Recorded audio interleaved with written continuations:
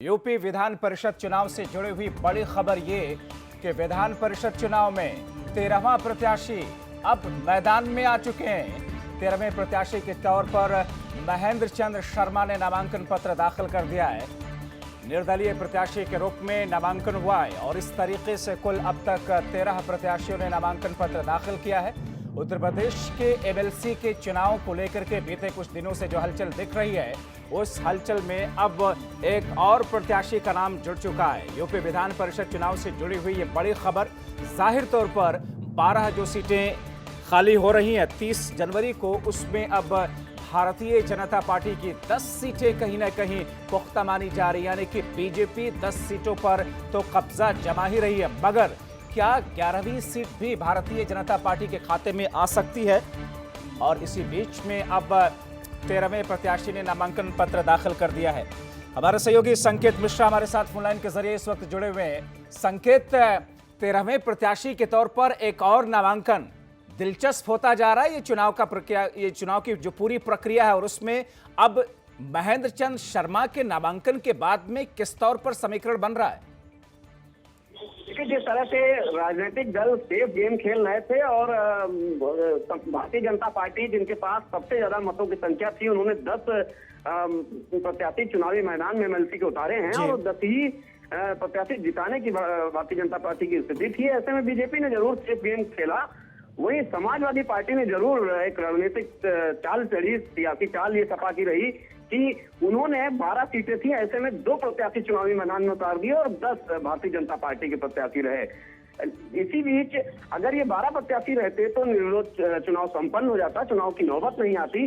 लेकिन अब जो 13वें प्रत्याशी के रूप में निर्दलीय प्रत्याशी हैं, ये महेंद्र चंद्र शर्मा, इन्होंने नामांकन किया है, लेकिन इनके बारे में अभी इनके नामांकन पत्रों की जांच जारी है और जो प्रस्तावकों की संख्या थी वो पर्याप्त नहीं है। तो ऐसे में कई खामियां हैं इनके नामांकन पत्र में। तो ये माना जा रहा है कि इनका नामांकन रद्द हो सकता है, और अगर रद्द नहीं होता है तो वाकई चुनाव ये एमएलसी के उत्तर प्रदेश में रोचक हो जाएंगे कि 13वां प्रत्याशी आने से जाहिर सी बात है चुनाव की नौबत आएगी और चुनाव होंगे। मगर अभी तक बीजेपी की जो अपनी रणनीति रही है, जाहिर तौर पर विपक्षी पार्टियों के पास में इस वक्त कोई ऐसा बिंदु नहीं है जिसके बुनियाद पर बीजेपी की रणनीति को ध्वस्त किया जा सके। इस 13वें प्रत्याशी का अगर नामांकन खारिज नहीं होता है तो ऐसे में बीजेपी की वो रणनीति कामयाब होगी या उसमें किसी तरह का कोई बदलाव आएगा? देखिए, जिस तरह से बीजेपी ने बहुत सेफ गेम खेला है, वर्ष 2022 के विधानसभा चुनाव नजदीक है, ऐसे में सियासी दलों ने बड़ी सतर्कता बरती है कि किसी तरीके से इस एमएलसी चुनाव में कोई ऐसा दांव न खेला जाए जिससे सियासी हार हो। तो ये एक सेफ गेम खेलते हुए बीजेपी ने सिर्फ 10 प्रत्याशी चुनावी मैदान में उतारे हैं और उनके पास जो मतों की संख्या है वो 10 प्रत्याशी जिताने के लिए पर्याप्त है। तो ये 10 प्रत्याशी चुनावी मैदान में है, बीजेपी ने सेफ गेम खेला। वहीं दूसरी तरफ समाजवादी पार्टी ने राज्यसभा चुनावों से सीख लेते हुए कि 2 प्रत्याशी, एक प्रत्याशी जिताने के मत उनके पास में है, लेकिन उन्होंने दूसरा प्रत्याशी चुनावी मैदान में उतार दिया और बसपा के वो संपर्क में है। अगर चुनाव की नौबत आती है तो सपा दूसरे प्रत्याशी को जिताने के लिए बसपा के जो तमाम बागी विधायक हैं उनकी मदद ले सकती है।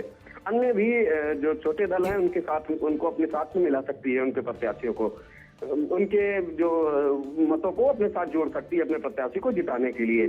तो ऐसे में सपा और भाजपा ने सपा ने रिस्क लिया है, लेकिन भाजपा ने सेफ गेम खेला।